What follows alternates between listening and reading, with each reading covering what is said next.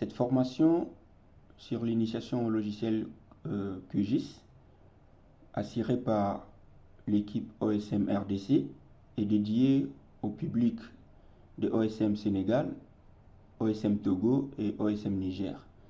Dans le cadre d'une série de formations, nous allons aborder au courant d'une série de vidéos les différentes manipulations ou notions importantes sur l'initiation au logiciel QGIS. D'après le programme présenté, nous allons dans un premier temps parler de l'introduction au type de données. Nous allons voir comment installer le logiciel QGIS. Nous allons évoquer les fonctions de base dans QGIS, dont l'ajout de données, la manipulation de la table d'attributs, comment interroger les données, la symbologie et puis les labels dans les étiquettes. Et nous parlerons aussi des différentes fonctions de géotraitement en évoquant la notion de découpage, des tampons, des analyses pour la sélection et puis la sélection par localisation. Et enfin, nous clôturons en parlant de la production des cartes dans QGIS et l'ajout des différents éléments importants pour une carte et puis comment exporter une carte. Voilà, c'est comme ça se présente le plan. Et cette formation est assurée par le consultant formateur, ingénieur Christian Mouyer. Voilà, parlant des types de données, nous devons savoir qu'en ce qui concerne le cycle, surtout avec le logiciel QGIS, il y a des grands types de données. Nous avons des données vecteurs et des données raster, comme nous pouvons le remarquer sur cette présentation. Et du côté vecteur, nous avons des données qui se définissent uniquement par des coordonnées. Et on trouvera des données vecteurs de type point, de type ligne et polygone. Comme on peut le voir sur l'illustration, les points peuvent représenter, supposons, des villes, les lignes, les rivières ou des routes, et des polygones peuvent représenter des régions, communes, quartiers et autres. Et les couches vecteurs, bien les données vecteurs, sont généralement moins volumineuses. Et parmi les types, nous avons par exemple le SVG, nous avons le shapefile, le geopackage et tant d'autres. D'autre part, nous avons les données raster ou encore des images. Ce sont des données constituées de pixels. Et c'est en zoomant sur un raster qu'on définit, ou bien soit on peut facilement distinguer le pixel. Et chaque pixel possède une valeur correspondant par exemple à sa couleur ou à son altitude. Et un raster est caractérisé par la taille de ce pixel-là, ou soit encore sa résolution. Parmi les données raster, nous avons par exemple la carte hygiène, telle qu'il est illustrée là. Nous avons des photographies aériennes, des images satellites et tant d'autres. Et selon les types, nous avons par exemple le JPJ, le TIFF ou le PNG. Et il y a certains formats un peu spéciaux tels que les geopackages qui peuvent contenir et des données raster et des données vecteurs. Et d'autre part, les données SIG sont constituées de deux grandes composantes. Il y a la composante spatiale et la composante attributaire. Comme on peut le voir sur l'image là à droite, où nous avons la carte des différents départements du Niger, on voit que nous avons la partie spatiale, donc données spatiales, qui est constituée de la forme géométrique et la localisation de l'objet. Ici, la localisation des départements du Niger, ainsi que sa forme géométrique. Et de l'autre côté, nous avons la composante attributaire, soit encore des données attributaires d'une couche SIG. Donc, ça veut dire que ce sont des données qui sont associées à cette forme géométrique ou soit à cette localisation. Voilà. Et parlant de format, nous avons par exemple là, format vecteur, le type shapefile, assez connu. Et vous allez voir que le type shapefile, souvent, par exemple ici pour la couche département Niger, nous retrouvons 5 fichiers. Et chaque fichier contient des informations spécifiques. Nous avons par exemple le fameux SHP qui est là, le shapefile, qui contient des informations spatiales Nous avons les DBF qui contient des informations attributaires. Nous avons les SHX qui contient le fichier d'index. Et nous avons le PRJ qui contient le code du système de coordonnées. PRJ qui est là, en fait, contient le code du système de coordonnées et de la projection. Ça, c'est avec les logiciels ArcGIS.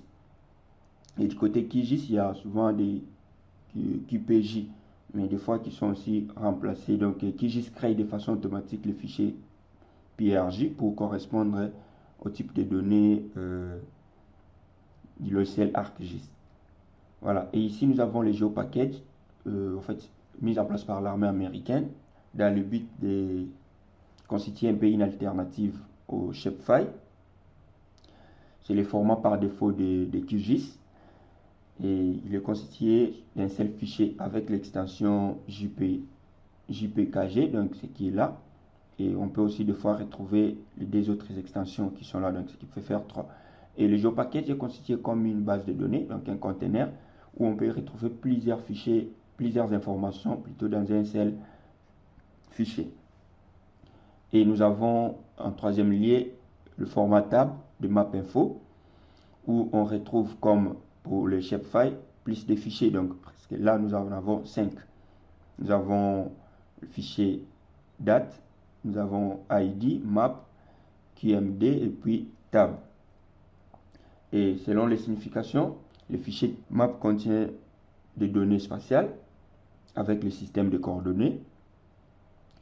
Le fichier date qui est là contient des données attributaires, donc l'équivalent des DBF pour Shapefile.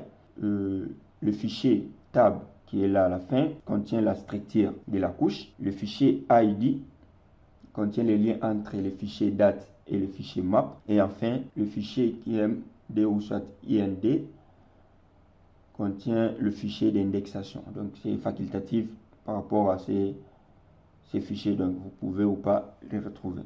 Il existe aussi de nombreux autres formats de fichiers vecteurs lisibles par QGIS, par exemple les GeoDizone, qui est utilisé notamment pour les cartes interactives, donc en ligne. Il y a le fichier KML utilisé par Google Maps et Google Earth.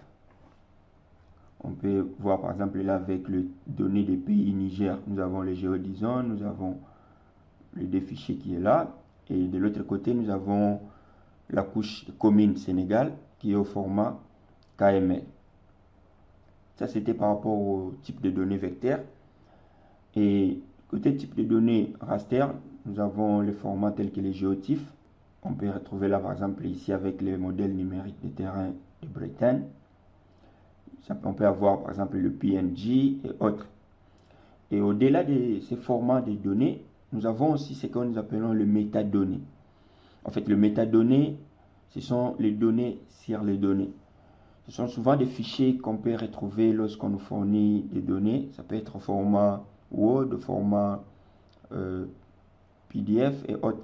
En fait, le métadonnées contient des informations utiles sur les données qu'on vous a fournies. Par exemple, vous pouvez avoir une idée sur l'auteur de ces données, les matériels ou les outils utilisés pour acquérir ces données, la fréquence des mises à jour et aussi par exemple l'utilité, le public ciblé, la confidentialité et autres. Donc ces informations vous permettront d'avoir une idée sur les données que vous souhaitez utiliser et d'en savoir aussi son utilisation. Et vous allez remarquer au courant de tout ce que nous allons présenter comme notions ou leçons, vous verrez à la fin de certains modules ou slides les exercices. Et pour ces exercices, vous allez retrouver un fichier exercice dans le dossier que nous allons vous fournir, OSM RDC et puis WNA exercice. Donc il y aura un sous-dossier exercice et là-dedans vous retrouverez un fichier avec les détails de chacun des exercices que vous devez faire. En plus de cela, vous avez un autre dossier pour retrouver d'autres ressources utiles parce que au courant de cette vidéo, nous n'allons pas tout aborder. Toutefois, pour aller plus loin avec ces différentes notions, dont type de données et autres, vous pouvez vous référer à ces supports de QGIS pour en savoir plus. Voilà, et si je peux venir par exemple sur le dossier préparé, vous voyez là, nous avons pas mal de données. Par exemple, là, nous avons arrondissement de Dakar, qui est, si on peut comprendre, c'est au format GeoPackage. Nous avons commune Sénégal, qui est au format KML. Nous avons le département Dakar, qui est au format MapInfo, parce qu'on voit déjà les types de fichiers qui les constituent. Nous avons les déquilles Dakar, qui est au format KML. Et tant d'autres, nous avons les régions Dakar, qui est au format Shapefile.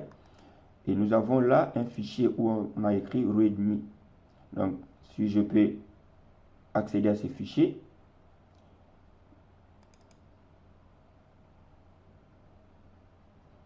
je prends bloc-notes. Et voilà ce qu'on retrouve comme information. Donc ça, c'est ce que je vous ai parlé, le métadonnées.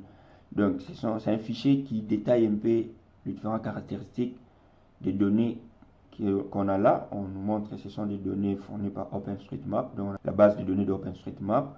On vous parle des liens, c'était sur le fameux site de GeoFabric, et pas mal d'autres informations, bien que c'est en anglais. Et toujours sur ces dossiers, nous avons là les MNT, le modèle numérique des terrains de Dakar. On voit que c'est au format fichier TIFF. Donc, les autres sont des données vecteurs. Et là, nous n'avons qu'une donnée raster. Voilà. J'espère que c'est l'essentiel pour ces modules concernant l'introduction au type de données utilisées pour le site, précisément avec le logiciel QGIS.